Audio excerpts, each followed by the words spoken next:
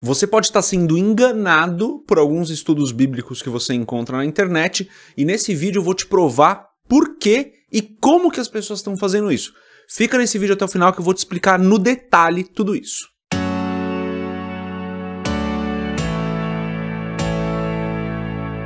Fala galera, para quem não me conhece, eu sou André Maldonado, do canal JC na Veia, e aqui nesse canal eu faço uma série de estudos bíblicos e devocionais e podcasts, sempre muito voltado para a palavra. E hoje eu vou te explicar isso, como que você pode estar sendo enganado por alguns estudos que você encontra aí pela internet. E de novo, eu vou te mostrar no detalhe fatos que você pode verificar. Não é teoria da conspiração, não é sensacionalismo, não é nada disso. É um alerta que eu vou te fazer e vou te explicar isso para que você tome cada vez mais cuidado com aquilo que você vê na internet. Mas eu preciso começar te explicando um pouquinho mais o que eu faço. Eu sou da área de tecnologia, eu trabalho nessa área já há mais de 20 anos, já vai aí para uns 25 anos que eu trabalho nessa área, porque eu comecei a trabalhar bem cedo, fui programador a minha vida toda praticamente, e acompanho a questão tecnológica e os avanços da tecnologia já há muitos anos, já há mais de 2 décadas. Então o que eu vou falar aqui hoje é um assunto que eu entendo, não é a minha área de especialidade, não tenho um mestrado na área, mas entendo o suficiente para identificar algumas coisas que estão sendo feitas por aí na internet que estão me chamando muito a atenção. E de maneira bem breve, bem resumida, para você não ficar esperando eu falar o que é, tem vários estudos bíblicos publicados na internet que foram feitos inteiramente por inteligência artificial, mas eles são cheios de falhas e muitas vezes você não percebe. Então aqui nesse vídeo eu vou te mostrar como esse processo é feito, vou dar alguns exemplos de postagens aí de estudos que foram feitos por inteligência artificial com os erros que você vai ver que ficam alguns até muito óbvios, muito crassos. Como que a inteligência artificial pode errar, e eu vou te provar isso com algo verificável, de novo. Tudo que eu vou te mostrar aqui são fatos e, claro, no final vou te dar várias dicas de conteúdos na internet que você pode olhar e estudar com segurança de gente muito compromissada com a palavra que está trazendo um estudo bíblico muito sério. E, claro, não vou falar só do JC na Veia, tá, gente? Isso aqui não é uma publicidade vazia aqui pro canal. Não, vou te dar conteúdos além daqui do JC na Veia que você pode seguramente acompanhar para fazer um estudo bíblico de qualidade. Mas antes da gente continuar no assunto, se você não é inscrito ainda no canal, aproveite, se inscreve, compartilhe esse vídeo com outras pessoas que também precisam saber disso e se liga aqui na descrição que tá cheio de link interessante aí para você interagir mais com a gente. Certo, preciso começar te explicando então o que é a inteligência artificial generativa. Não vou me alongar muito nisso não, tá? Inteligência artificial generativa, como o próprio nome diz, é uma inteligência que não é humana, é uma inteligência computadorizada, artificial, que cria coisas, então cria textos, cria imagens, cria vídeos. Você certamente já viu pelo menos algum meme aí na internet que foi criado com inteligência artificial generativa. Uma das mais famosas, se não a mais famosa, é o ChatGPT. E eu tive algumas interações com o ChatGPT que são muito interessantes. Eu quero começar te provando então que sim, as inteligências artificiais generativas elas erram. E eu nem preciso de muito para provar isso, mas eu quero entrar um pouquinho no detalhe aqui para você ver os tipos de erros, que ela pode gerar, tá bom? Então eu vou colocar aqui na tela para vocês uma conversa que eu tive com essa inteligência artificial generativa chamada ChatGPT, e eu estava estudando sobre técnicas de colagem de MDF. Eu ia fazer um negócio aqui em casa, estava planejando fazer, e comecei a conversa assim, ó. Como faço para colar 2 peças de MDF de 3 mm num ângulo de 90 graus? Sugira-me 3 técnicas diferentes e me dê as referências de onde posso aprender mais sobre cada técnica. Realmente essa ferramenta é muito interessante porque você pode falar o que você quiser, pedir o que você quiser, ela vai entender no detalhe e te dar uma resposta que parece ser muito coerente, tá? Então vamos lá. Ela começou falando, colar 2 peças no ângulo de 90 graus, ela deu 3 técnicas, cole grampo, gabarito de esquadro e sistema de união tipo biscuit, né? Gente, são 3 técnicas válidas, tá? Passou aqui as referências que eu pedi, ó, um vídeo tutorial, passou um artigo e passou um livro. Então, eu fiquei realmente impressionado, tá? Daí ela fala assim, ó, daí eu falei assim pra ela, perdão. Na sua resposta, você não considerou que as peças de MDF têm apenas 3 mm de espessura. Essas técnicas não servem para peças tão finas. Perfeito, ela pede desculpas, eu peço desculpas pela omissão. Daí ela fala, reforço com fitas adesivas, passa aqui um vídeo tutorial, pregos finos ou grampos, passa aqui um fórum para eu estudar um pouco mais, e uso de conectores de união, elementos de fixação, e passa aqui, ó, inclusive um site, cara, parece bem legal, né? Fasteners for Thin, Narrow and Edge Material, ou seja, tipo, algo bem interessante. E daí fala, lembre-se de ajustar a pressão e o método, uma resposta muito interessante. Eu fui clicar nos 3 links para estudar um pouco mais e percebi que os links não funcionavam. Falei assim, ó, os 3 links que você deu como referência não funcionam. Novamente pede desculpas, fala que a capacidade de fornecer links precisos é limitada e sugere que eu vá no Google ou no YouTube para pesquisar. Daí eu comecei a investigar isso, falei assim, ó, se os links estavam errados, não tenho como validar a informação e estudar mais profundamente. Por favor, forneça a minha versão do documento do link que você tem. Aqui o que eu estava imaginando? Que um dia aquele link, aquele conteúdo tinha sido válido e que por qualquer motivo tinha saído do ar e que ela tinha estudado através daquele link. E daí novamente ela pede desculpas, né? Ó, peço desculpas pela confusão. No entanto, devo esclarecer que a informação fornecida anteriormente não estava vinculada a links ou documentos específicos, mas sim a sugestões genéricas de pesquisa. Isso não é um problema, tá, gente? O que a inteligência artificial faz é pesquisa um monte de conteúdo na internet e fornece sugestões e respostas baseado nessa infinidade de conteúdos que ela viu por aí. Mas isso é muito importante que você pegue quando a gente fala de um contexto de estudo bíblico. Ela pega um monte de artigos por aí e junta as informações para formar suas próprias respostas. Mas perfeito, continuei investigando a questão do link, porque achei interessante que ela não estivesse me dando links reais. E ela fala, ó, eu não tenho a capacidade de acessar links específicos. Eu falei, então você sugeriu um link que potencialmente não existe? Porque daí eu fiquei impressionado. Falei, ué, você tá me dando um link que ele nem existe, eu pedi uma referência e você me dá uma referência que não existe? Daí ela fala, ó, peço desculpas pelo mal entendido anterior, eu cometi um erro ao mencionar um link específico para um fórum de marcenaria que pode não existir. Que pode não existir, mas o link não existe, nunca existiu. Isso foi uma imprecisão de minha parte, lamento a confusão. Perfeito, eu continuo.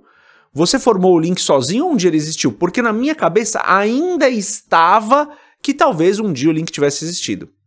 E ela fala então, peço desculpas pela confusão anterior, eu formei o link de forma fictícia e não representa o endereço real da web. Mas olha o que ela tinha acabado de falar. Eu cometi um erro ao mencionar um link específico para um fórum de marcenaria que pode não existir. Aqui ela já fala, eu formei o link de forma fictícia. E eu continuo. Se os links que você usou como referência são fictícios, qual base de referência você usou para me dar a resposta? Aqui, é claro que eu sabia a resposta, né? Ela investiga vários documentos na internet, mas eu queria saber se ela tinha um específico para me dar, porque eu queria ver aquele. E daí ela fala, ela explica, né, que ela olha a internet toda e blá blá blá.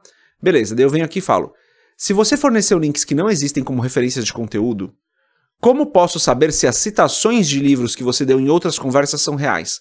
Porque eu tive outras conversas aqui com o ChatGPT, uso já há bastante tempo, muita gente usa, tá, gente? Não é um erro usar, não.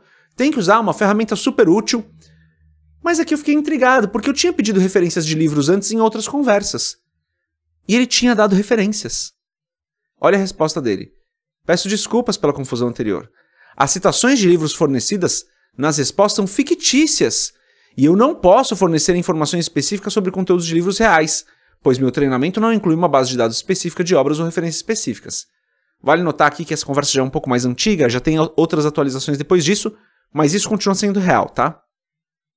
E é isso. Então, essa foi a conversa. Eu pedi 3 sugestões de como fazer uma colagem de MDF com referências.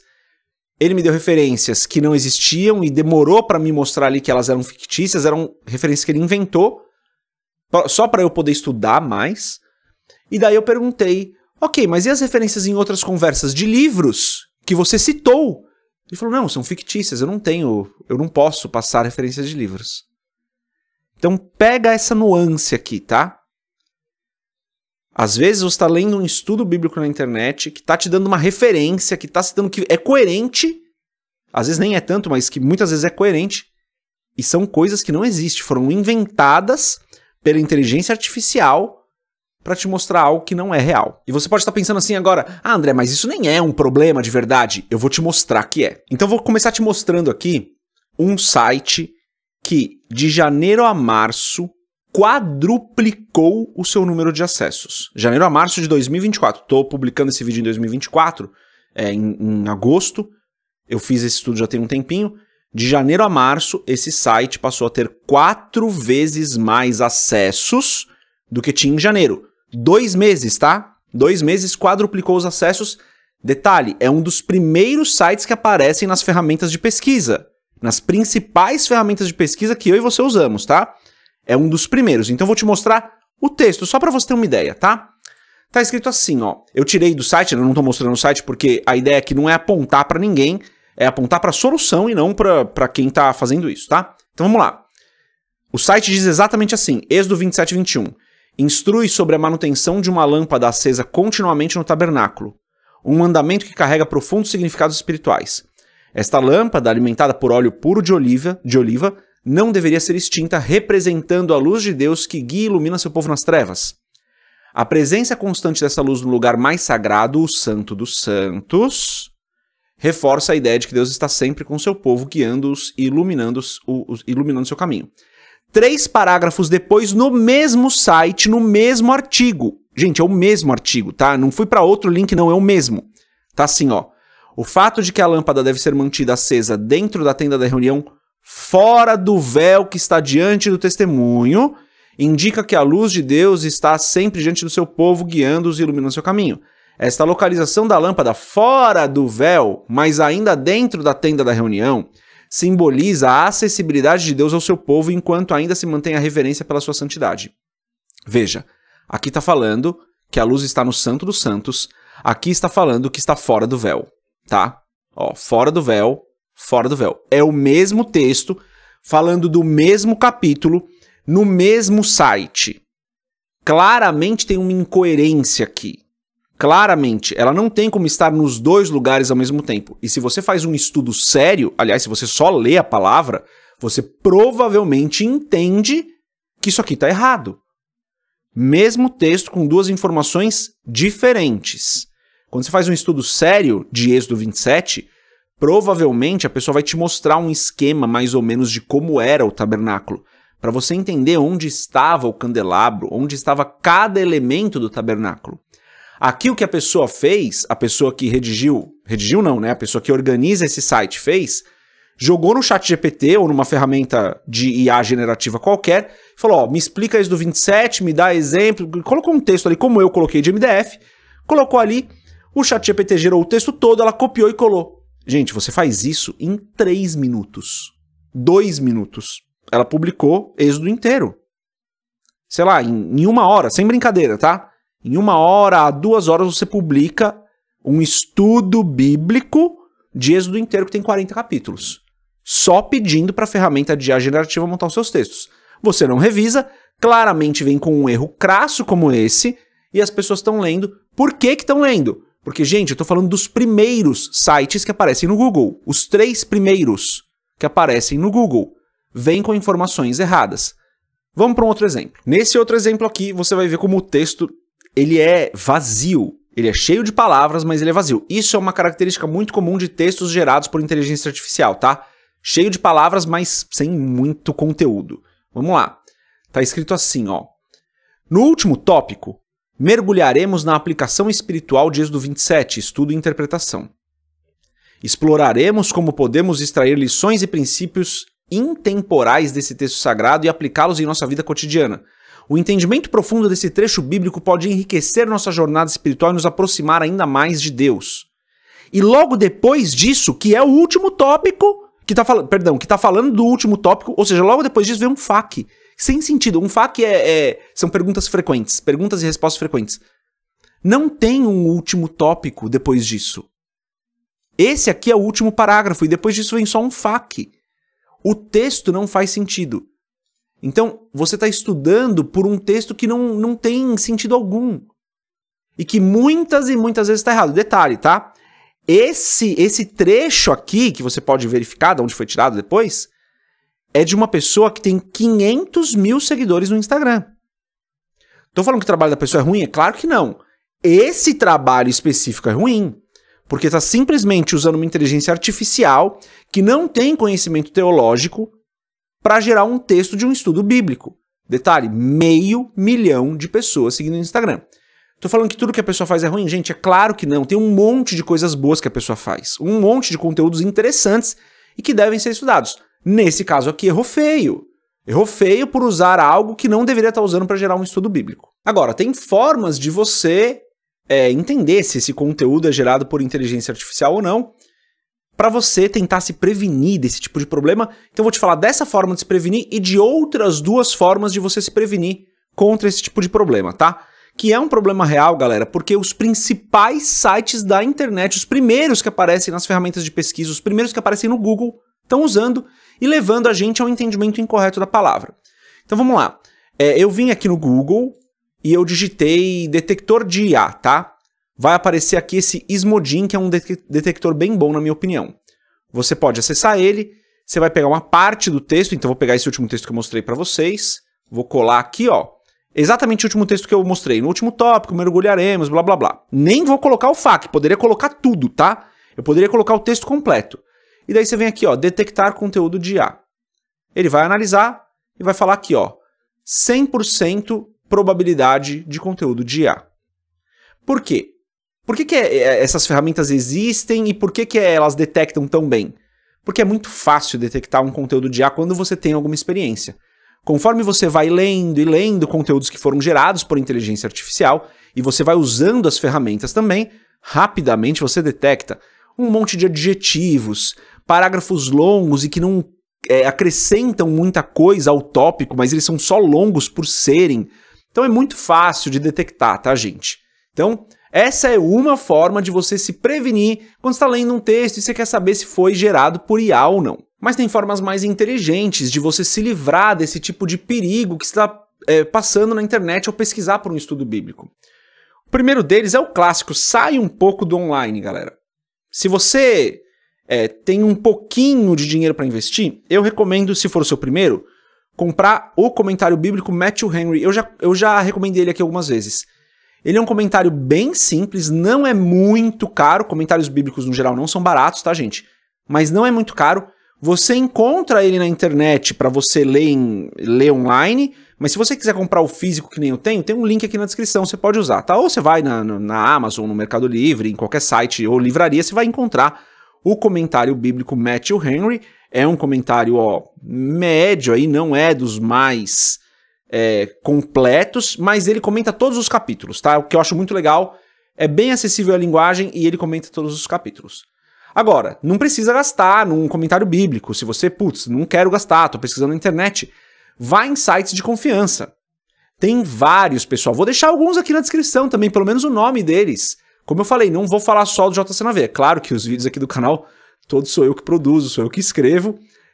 Já usei em dois textos do blog, eu usei inteligência artificial para me ajudar, mas só para testar mesmo.